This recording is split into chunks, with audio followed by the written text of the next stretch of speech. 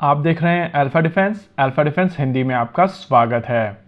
आमतौर पर जब एयर फोर्सेस किसी एनिमी स्टेट के ऊपर अटैक करने वाली होती हैं, तो उनकी तरफ से सबसे पहला काम किया जाता है suppression of enemy air defence और destruction of enemy air defence, यानी कि सीड एंड डीड मिशंस। देखिए, किसी भी एयरफोर्स के लिए अपने एयर स्पेस को मेंटेन करने के लिए सबसे इंपॉर्टेंट चीज होती है उसकी मॉनिटरिंग, और एयर स्पेसेस की मॉनिटरिंग की जाती है रेडार नेटवर्क से। अब अगर किसी के एयर स्पेस में कोई एयरक्राफ्ट घुसता है तो सबसे पहले रेडार से उसको पकड़ा जाता है और फिर एयर डिफेंस सिस्टम्स का प्रयोग करते हुए उसको एंगेज किया जाता है। लेकिन इमेजिन कीजिए कि अगर ये रेडार नेटवर्क ही ना रहे तो आ रहे एयरक्राफ्ट्स को कैसे डिटेक्ट किया जाएगा, कैसे ट्रैक किया जाएगा और कैसे एंगेज किया जाएगा। Suppression of enemy air defence और destruction of enemy air defence के दौरान एग्जैक्टली यही चीज की जाती है। सीड मिशन और डीड मिशंस में केवल एक चीज का डिफरेंस होता है और वो है कैपेबिलिटी का परमानेंट सॉल्यूशन या फिर टेम्पररी सॉल्यूशन। सीड मिशंस के दौरान टेम्पररी सॉल्यूशन प्रोवाइड किए जाते हैं, यानी कि एनिमी एयर डिफेंस टेम्पररली बंद किए जाते हैं। वहीं पर डीड मिशंस के दौरान पूरी तरीके से एनिमी एयर डिफेंसेस को खत्म कर दिया जाता है और एग्जैक्टली इन्हीं रोल्स के लिए यूज की जाती है एंटी रेडिएशन मिसाइल सिस्टम। देखिए, टेम्पररली अगर आपको एनिमी एयर डिफेंस को डिग्रेड करना है तो उसके लिए जैमिंग टेक्निक्स यूज की जाती हैं और इलेक्ट्रॉनिक वॉरफेयर एयरक्राफ्ट काफी हद तक ये चीज कर पाते हैं।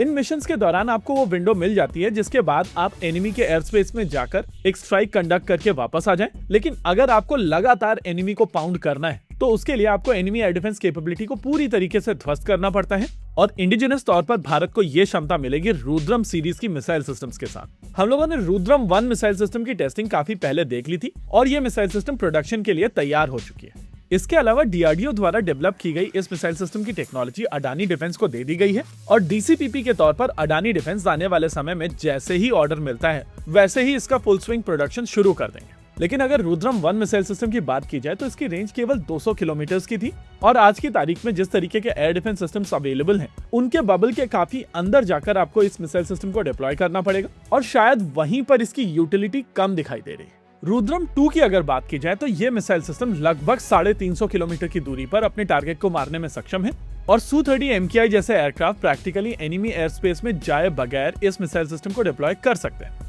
कल डीआरडीओ की तरफ से इसी मिसाइल का सफल परीक्षण किया गया था और अगर आप एक्स के ऊपर हैं, यानी कि ट्विटर के ऊपर हैं, तो आपको पता होगा कि सबसे पहले हम लोगों ने इस इंफॉर्मेशन को ब्रेक किया था। रुद्रम 2 या कहें रुद्रा M2 एक ऐसी मिसाइल सिस्टम है जो रेडार से आ रही रेडिएशन के ऊपर अपने आप को लॉक कर लेती है और जब तक रेडिएशन आती रहती है तब तक ये उसके ऊपर ही लॉक्ड रहती है। शुरुआत में एंटी रेडिएशन मिसाइल सिस्टम से बचने के लिए रेडार ऑपरेटर्स अपने रेडार्स को बंद कर देते थे और आज की तारीख में तो shoot and scoot capability available है जिसके चलते वो अपने रेडार्स को मूव भी कर सकते हैं। लेकिन अगर रुद्रा M2 की बात की जाए तो इसके पास में एक एडिशनल सीकर है जो रेडार बंद होने के बाद भी इसको रेडार के ऊपर गाइड कर सकता है और इस IR सीकर कैपेबिलिटी के साथ में इस मिसाइल का प्रयोग करते हुए रेडार के डिस्ट्रक्शन की प्रोबेबिलिटी सिग्निफिकेंटली बढ़ जाती है। इस मिसाइल का वजन 1000 किलोग्राम है, यानी कि एक Su-30 MKI एक से ज्यादा मिसाइल को कैरी कर सकता है।